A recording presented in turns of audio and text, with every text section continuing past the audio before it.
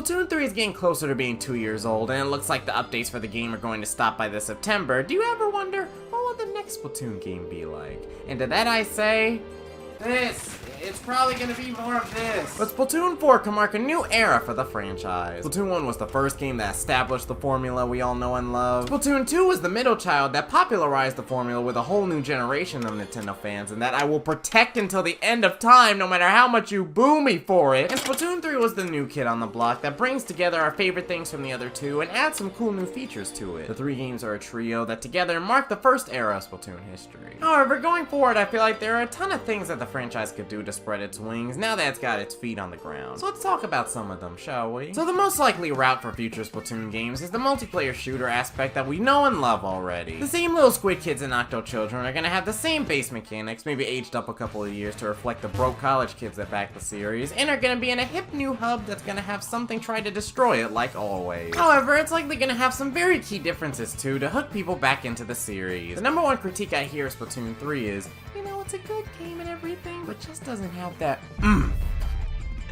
oomph. No one can ever find the right word, but everyone knows what you mean when you make that noise. But the next Splatoon game needs that hook to get and sustain new players. It needs some things that make even the most casual Splatoon players who always pick up one of the games for 3 weeks and then forget about it in the drawer be like, whoa, what this is? So what could this kind of feature be?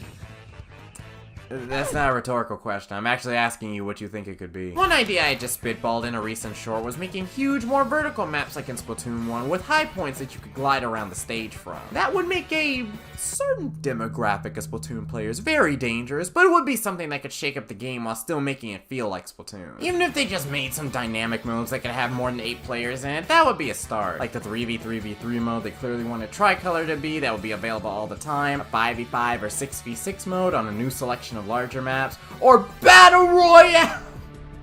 I always gotta throw that crap in there when I talk about modes with more than 8 people. And then once they found the spark or sparks to differentiate Splatoon 4, they need to make sure that that spark stays lit. The base game of Splatoon 3 held people for a good couple months, but the update cycles for it weren't able to keep the ball rolling, much less accelerate it. Stuff took a very long time to come out, and when it eventually did, it often felt too small given the wait. They just should have had the Splatoon universe get sucked into a black hole at the end of a season, then spit out an entirely new game at the jump of the next season.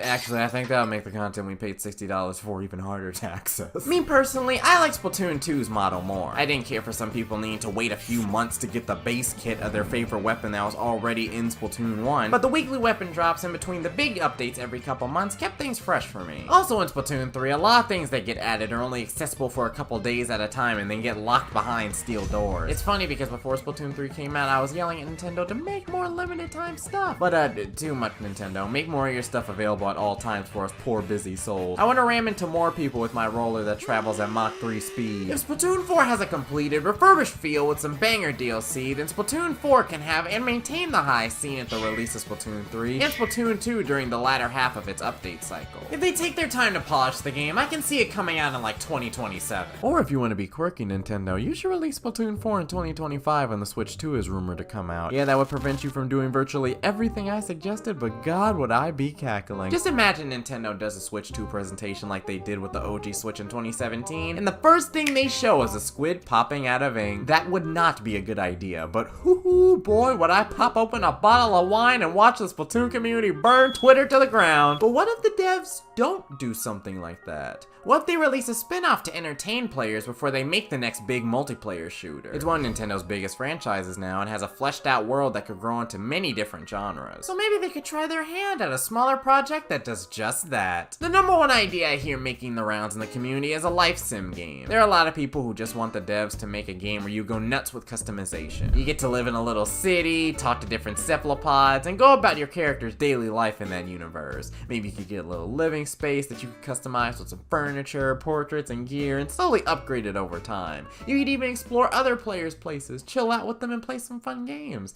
That actually sounds like a very fun game to play too.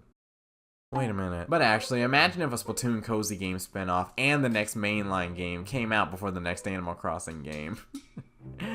Oh, Cora probably stabbed somebody. Animal Crossing comparisons aside, it'd be a cute idea. Fashion and culture is a huge thing in Splatoon, so it'd be interesting to see. Maybe they could have some in-game concerts from the bands like we have in Splatfest, and some more information on the different brands. Now, if you were to ask me what I want to see in a Splatoon spin-off, I'd say a single-player campaign that takes you through some of the chapters of Splatoon's history, like the Great Turf War. It'd play similarly to the other campaigns where you try to shoot enemies, sneak around different locations, and have some crazy objectives. We could play from the POVs of different characters in the franchise, such as a young Captain Cuttlefish with his bamboozler. It'd be great to have a game that puts the story at the forefront with interactive gameplay and cutscenes instead of just sidelining it with these journal entries. Since I know you subscribed and seen my past videos, you know I'm probably like a 6 out of 10 in Splatoon lore from my past theories. What's that? You're not subscribed? Well, now's your time to change that.